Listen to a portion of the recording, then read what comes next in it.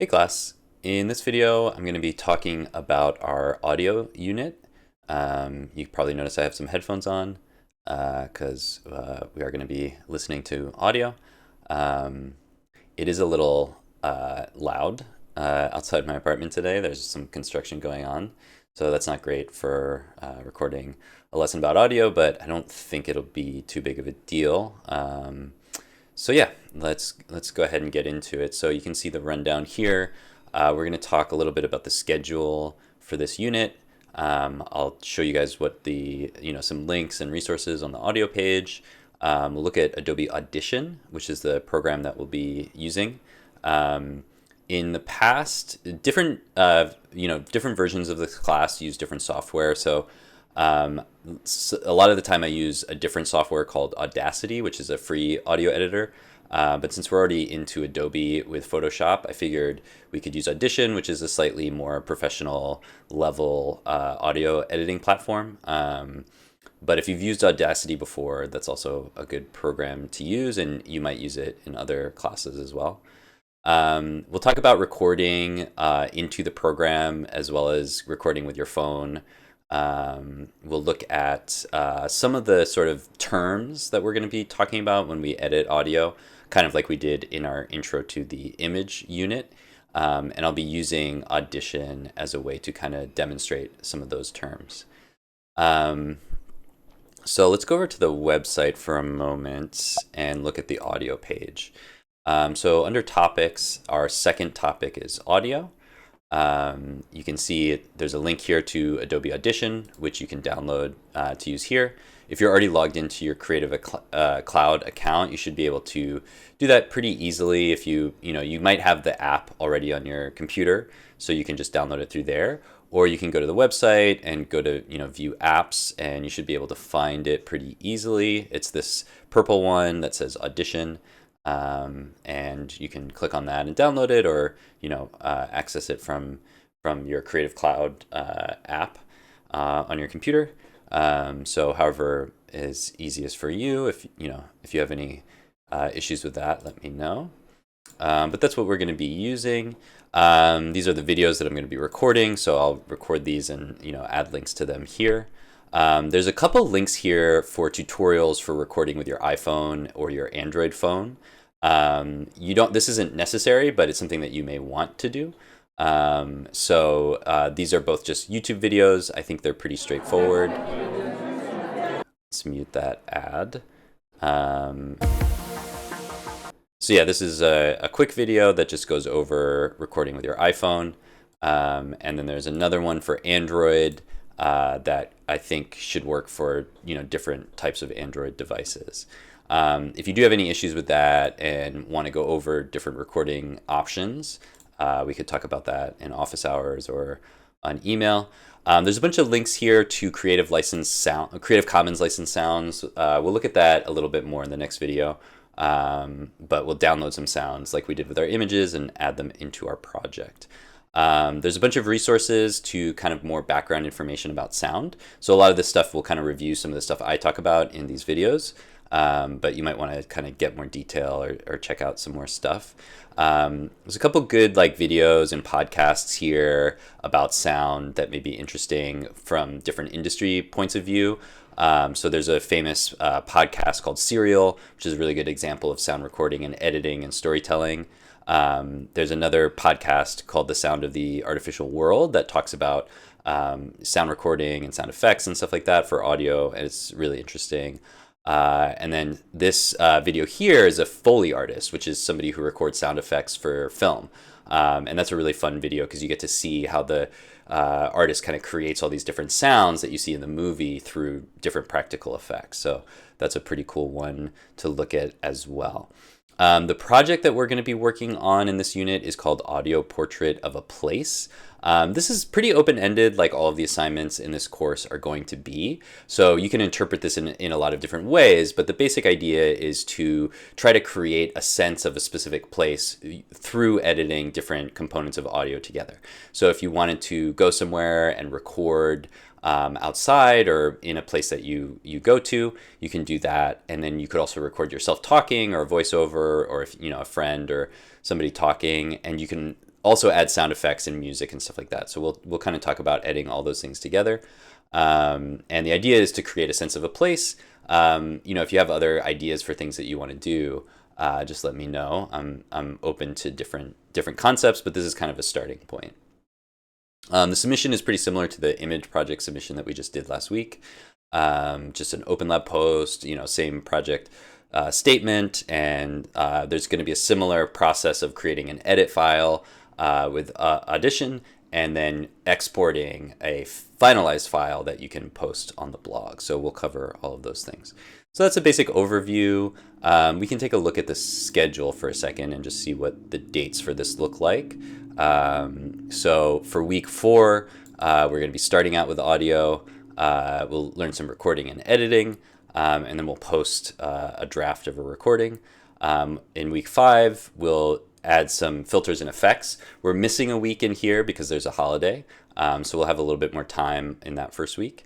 And then we'll post a new draft, and then we have one more week. Again, it's a quick unit, like everything in this class. We'll do some layering and mixing, and then we'll post our final audio edit. And so that final edit will be due before this week. So that's probably the 20th.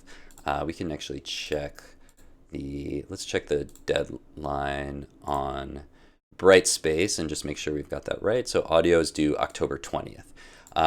So that's, we've got a lot of time for that because there's a couple holidays in the schedule that kind of space things out a little bit. So you'll have some time to work on that. So that's the schedule. And so let's go ahead and look at some audio, and we'll kind of talk about some of the basic terms that we use when we're talking about audio. So I have Audition open over here. Or at least I thought I did. Where is it? There it is.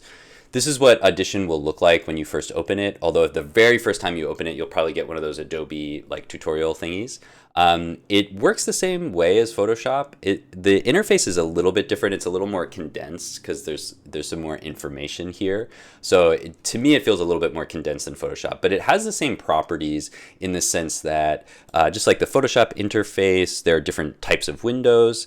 There's different workspaces. So there's, I'm in the default workspace, but you can switch between different workspaces to do different things like mixing or recording or mastering. And then there's a bunch of different windows that you may or may not need as you're working, so you can bring those up and down. And just like in Photoshop, you can rearrange everything. So if I drag a window, it's a slightly different looking interface than in Photoshop, but I can kind of drag these windows and pop them around and do different stuff like that.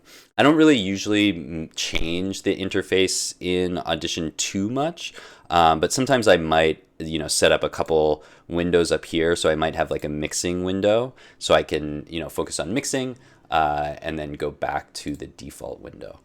So I might move stuff around as we're looking at it, but most of the time I basically leave it the same.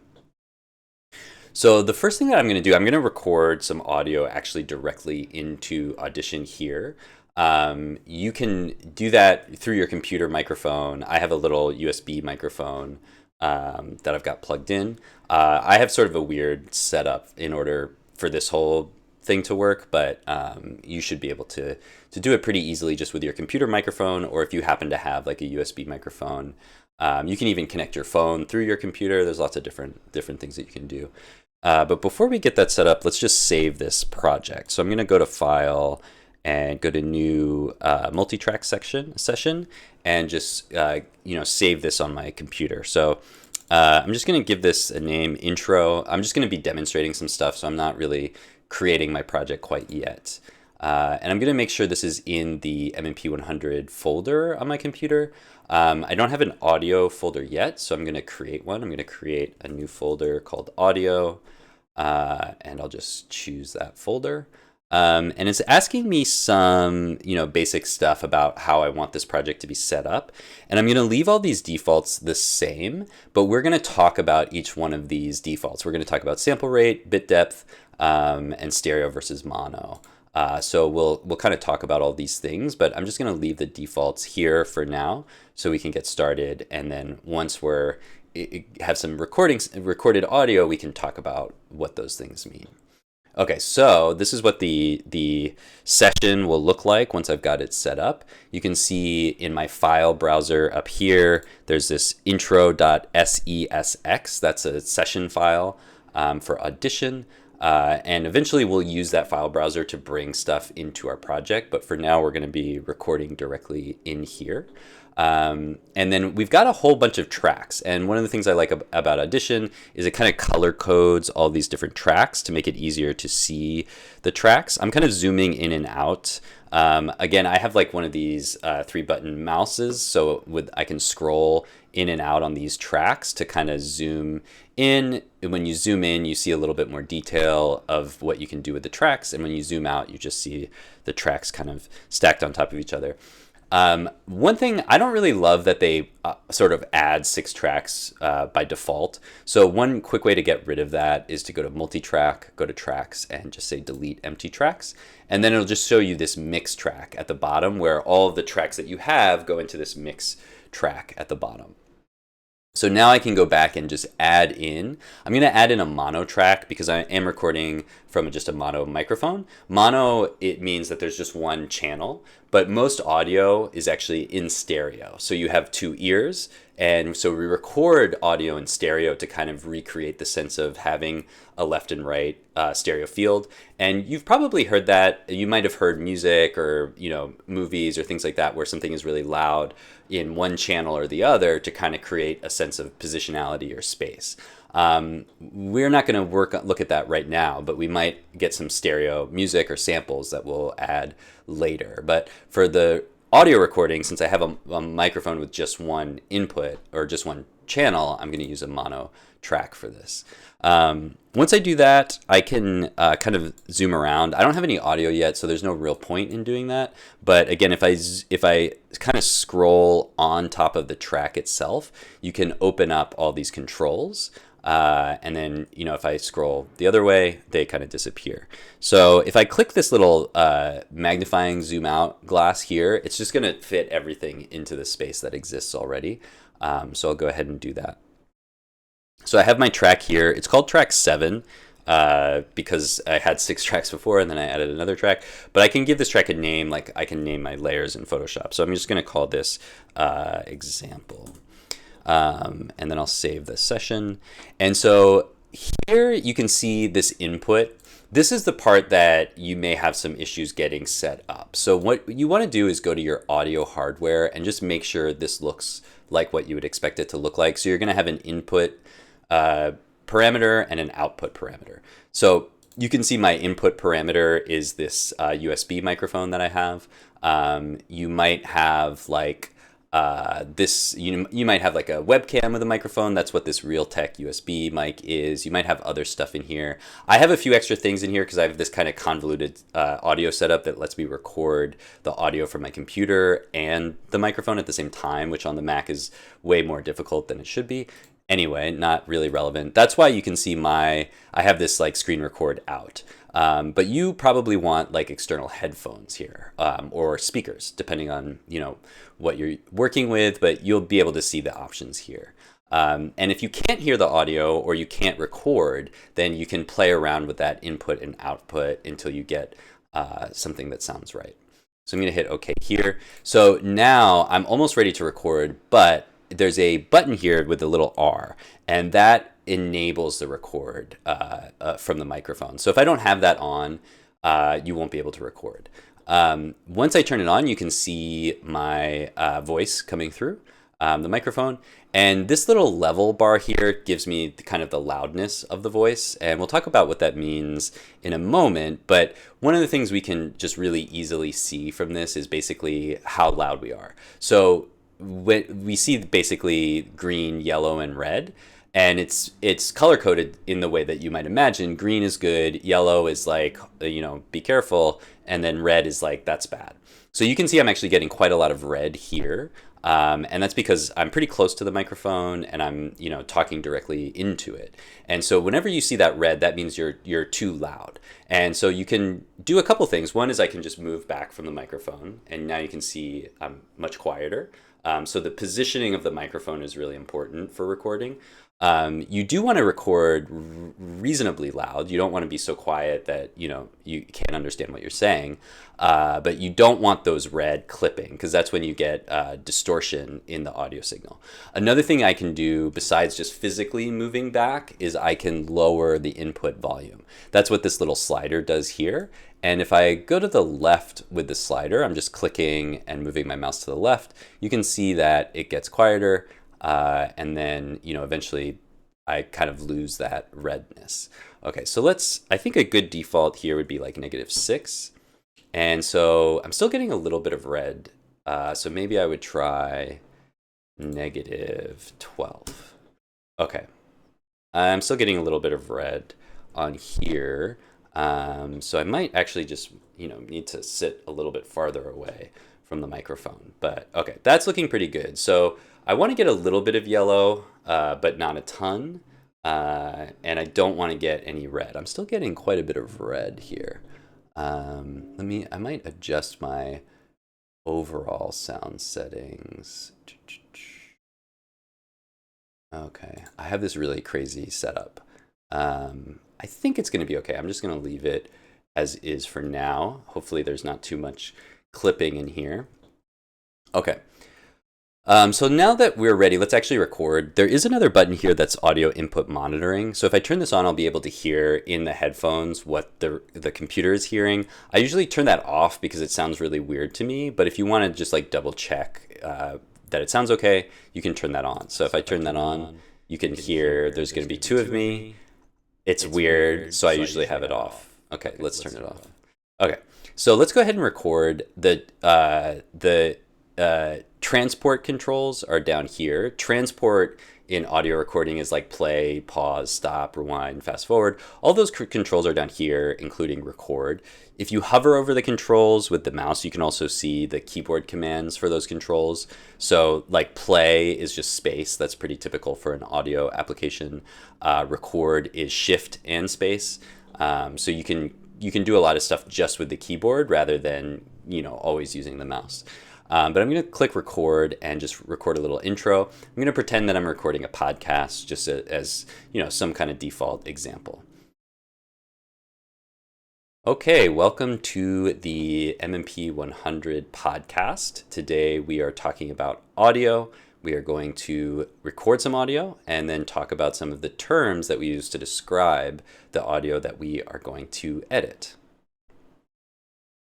Okay, so I've recorded some audio. You can see that waveform there. That's what it's going to look like when you do some recording. When you're done, you can just hit space on the keyboard or hit stop on the transport controls. I'm going to zoom into this a little bit. So there's a couple kind of scroll bars here. One up here, if I stretch this a little bit, it's going to kind of zoom into the audio. So I can zoom in like that, and then I can use this box to kind of pan back and forth. So if I want to make really specific edits to the audio, I can zoom in really close and then kind of look around in the audio. And then if I press this button, I'll zoom back out. The same is true over here. I can do the same thing with this scroll bar. I can kind of zoom into my audio that way. I don't really need to do that, but that's just an example. To move through the audio, you can see this little blue triangle. This is called the playhead or the scrubber. And this basically moves the timeline of where you are in the audio. And you'll be able to hear, it kind of previews the audio as you move it. So you'll be able to hear that. Okay, welcome to the MMP 100. So you can kind of hear where that is. And then I can play it back as well. Okay, welcome to the MMP 100 pod. And you can see right here that I'm clipping a lot, and you can hear what that sounds like. It's very distorted. That's why we want to avoid that red clipping area. So let's listen to that again. I'm going to zoom in, and you're going to hear how distorted that little clipping part is. Okay, welcome to... So when I'm the loudest, you kind of hear this little distortion. So we don't really want that in this context. Sometimes it could be fun to record audio like really distorted sounding, but most of the time we want it to sound clean. We don't want it to sound distorted. Okay, welcome to... So normally I would re-record that. Since this is just an example, I'm not going to. But I did better throughout the rest of this section. There's another section where I'm clipping here. Audio. It's not so bad. And then you can see the rest of that. So now we can start to like make some simple edits to the audio, but let's talk a little bit about what we're looking at before we make some edits. And really in the next video, I'll go over more editing and some of the actual techniques that we're going to use. Okay, so this waveform, what we see here is a representation of loudness. It's not a representation of frequency or pitch or anything else like that. It's just how loud it is. You can see it goes up and down. And if we zoom way in here, we're going to see what this data looks like. So as I zoom in closer and closer into this waveform, you can see these little sort of squiggles that represent the data that we've recorded. This is called the waveform. It just shows us how loud something is. That's kind of the default way that we look at audio because it's easy to see basically where I'm talking based on the loudness. So if we look at the overall waveform, you can really easily quickly see when I'm talking, where there's these loud sections, and then quiet sections where I'm not talking. So that's kind of why the default view in most audio editing programs is the waveform, so we can see loudness. That just makes it easy for editing. You know, if I want to take out this beginning section, I can see kind of where I start talking. So I don't have to go back and listen. I can really easily just see visually that I'm not talking here. So if I wanted to edit that out, I can just go here and edit it out. I'm not going to edit right now because we'll do that in the next video. So what is a waveform? What does that actually mean? Let's take a look at a video. I'm gonna,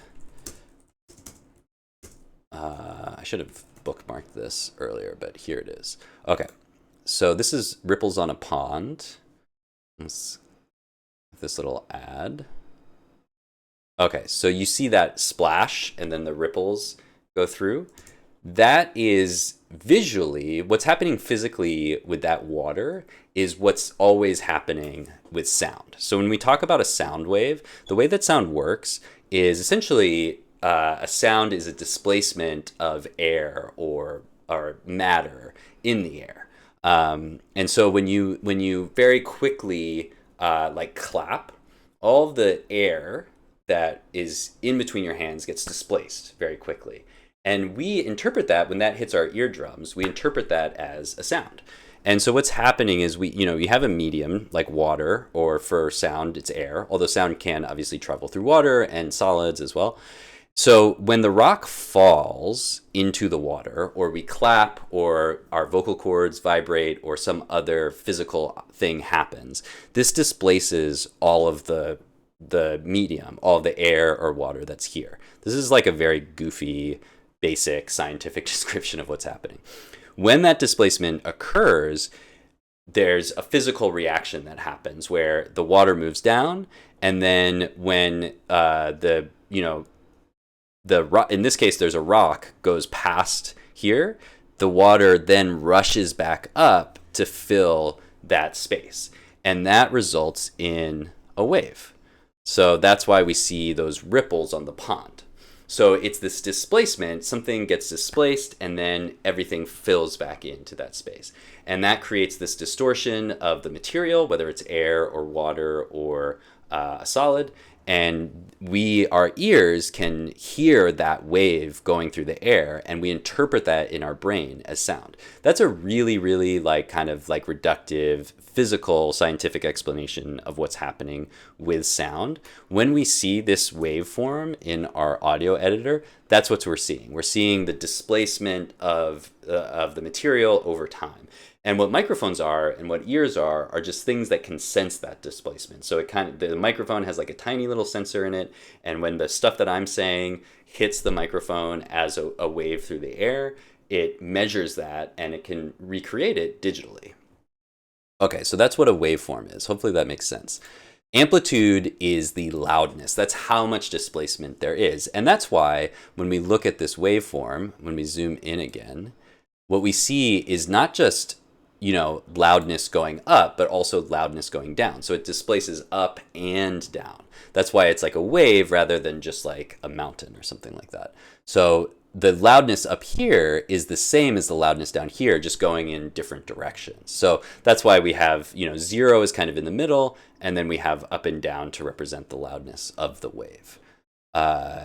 So that's our waveform. It's a relative, description of loudness. Loudness, when it comes to audio, is a very hard thing to explain physically, because loudness is basically how we perceive something as loud. And so when we measure amplitude in an audio editing program, we start at 0 and we go down. So usually 0 is like however loud the thing was when it was recorded. So when you record something, you can make it quieter, but you really can't make it louder without kind of messing it up or distorting it. So that's why we want to make sure that we record as loud as we can without distorting, because it's very easy to make things quiet. It's very hard to make things louder and still sound good. So when we describe loudness, we start with whatever the original sound was, and then we go down, basically. And so that's why when I was trying to make my voice quieter, I was going to -6, -12. And there's a lot of other kind of like math and physics behind that is kind of hard to explain. So we're just gonna skip over it for now. Okay, so let's talk about the other property of sound that's going to be relevant to us, which is frequency. So amplitude is how loud, and frequency is how fast our waves. And frequency kind of generally maps to perceived pitch. So if you play an instrument, or if you make digital music or something like that, you've thought about sound in terms of pitch, melody, and harmony. Frequency is sort of how we measure pitch generally. So let's look at a waveform for a second. I'm going to go into Audition. Excuse me. I'm going to go to Effects, and I'm going to go to Generate, and I'm going to go to Tones. And I'm just going to call this Intro. Okay. And so when we want to generate a tone, we get this little window. This is kind of nice. It's got a lot of options. We're not going to go over all of the options, but we see this little example wave. And this is a sine wave. This is a sine wave that is at, let's actually reset this to 440. This is a sine wave at 440, which is the default frequency for the note A on a keyboard or a piano. So I'm going to play this. So yeah, that's what a sine wave sounds like. It's just up and down. It's a constant loudness. And because it has a specific frequency, we perceive it as a pitch. So if I change this frequency, if I double it, we're going to get the octave of A. Okay, sorry, that's a little high pitched.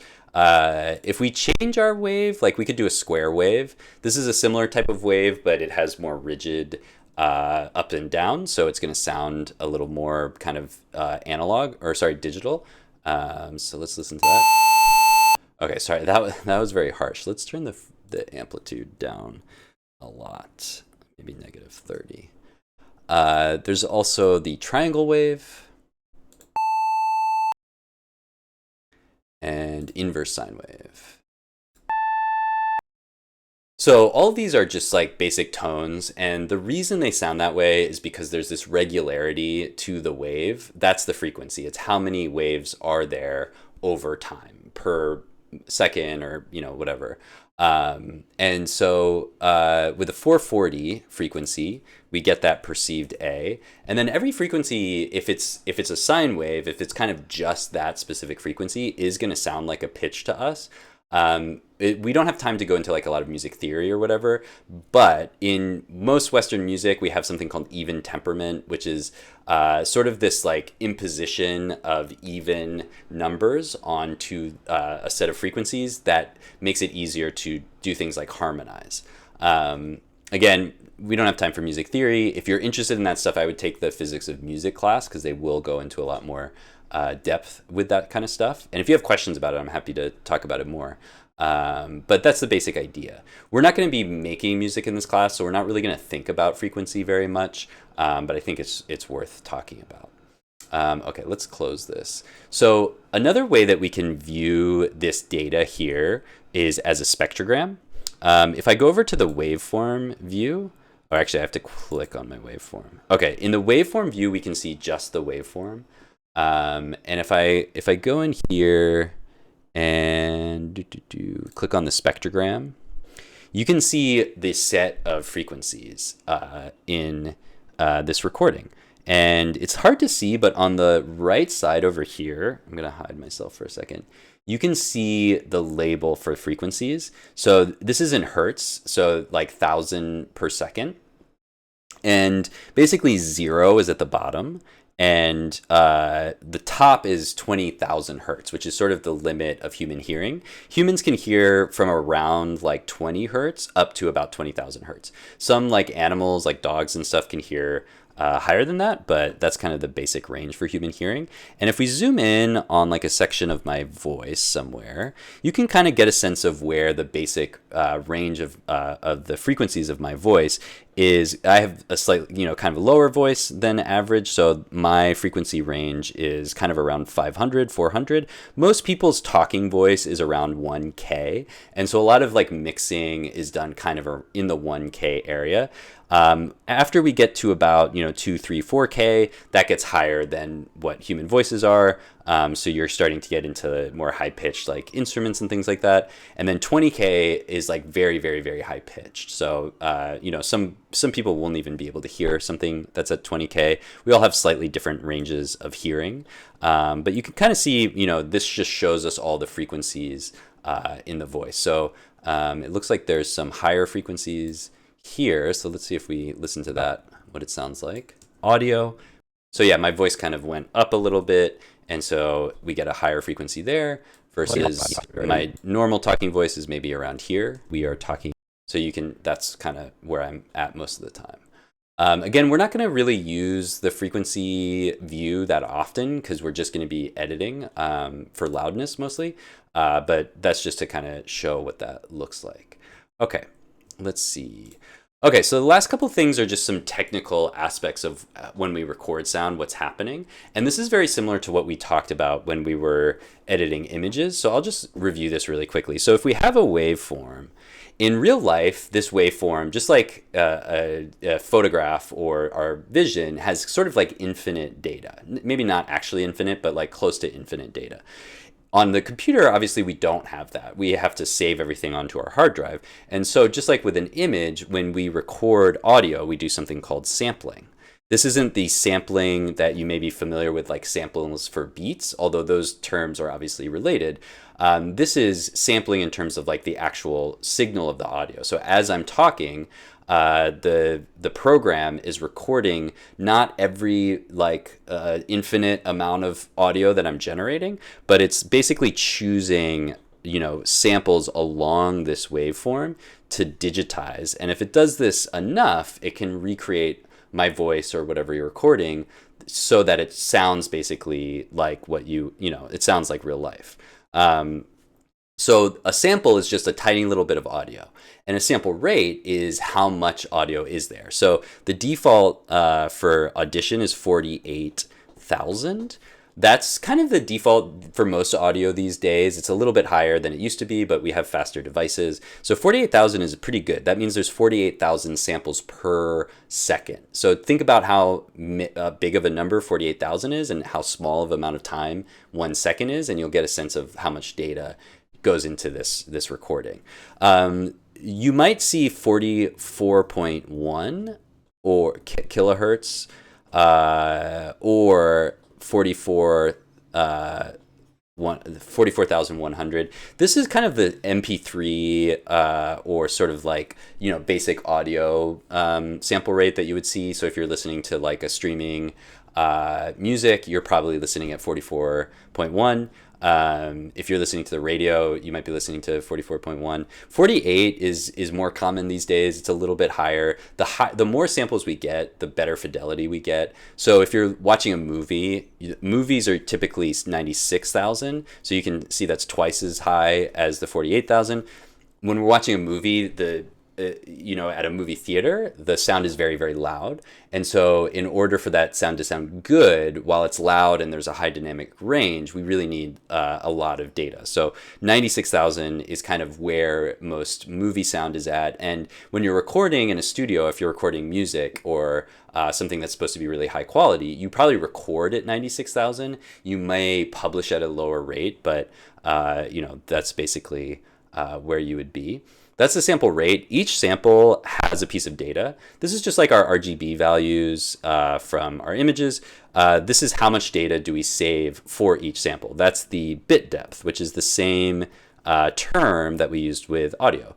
Most audio is going to be 8, 16, 24, or 32 bit depth. 8-bit audio, if you've played video games, you've probably heard the term 8-bit audio. That is a lower bit rate, so the sound is a little more digital sounding, and so that's how we get kind of like video game sounding music and stuff like that. 16-bit audio is a little bit higher value, so that's a little bit better. That's probably what you're listening to if you're listening to a streaming music service. 24 and 32 obviously are higher than that. 32 is kind of the default for recording. So, 32 is basically, 32 bits of information for each sample. Okay, so that is everything I wanted to cover here. It's a lot of technical info, but hopefully that gives you kind of, a basic sense of how this stuff works. In the next video, we're going to go over some editing. So I'll record again, I'll kind of quickly review that, and then we'll go over how to make some edits to the audio and look at some more of the tools in Audition. All right, I'll see you guys in the next video.